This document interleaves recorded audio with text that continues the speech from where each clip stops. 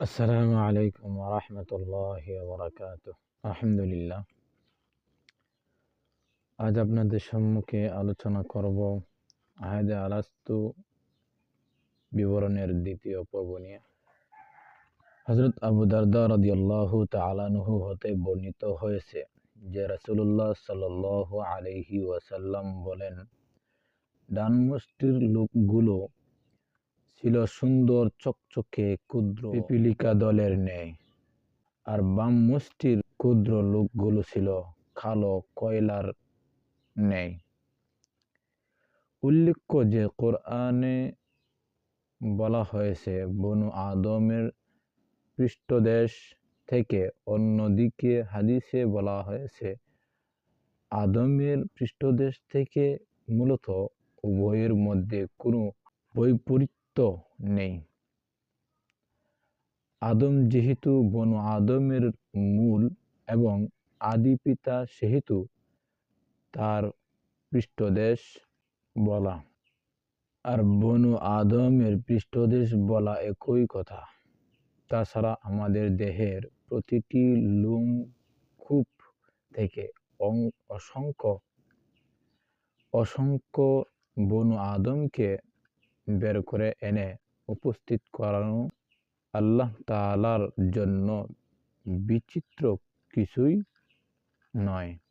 মানুষ যেহেতু তার ভাগ্য সম্পর্কে জানে না, সেহেতু তাকে সর্বদা জান্নাত লাভের আশায় উক্ত পথেই কাজ করে যেতে হবে।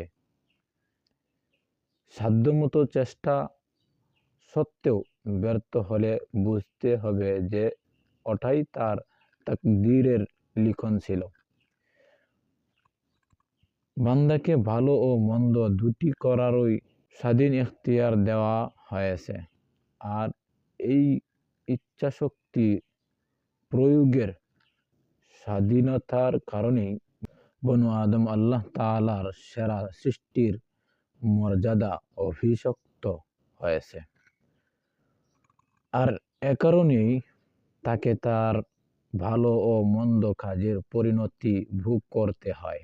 এখানে আদমের ঔরস বলতে আদম তার ভবিষ্যৎ সন্তানদের ঔরস বোঝানো হয়েছে। এখানে বংশধর বলতে তাদের অশরীরী আত্মাকে বোঝানো হয়নি, বরং আত্মা ও দেহের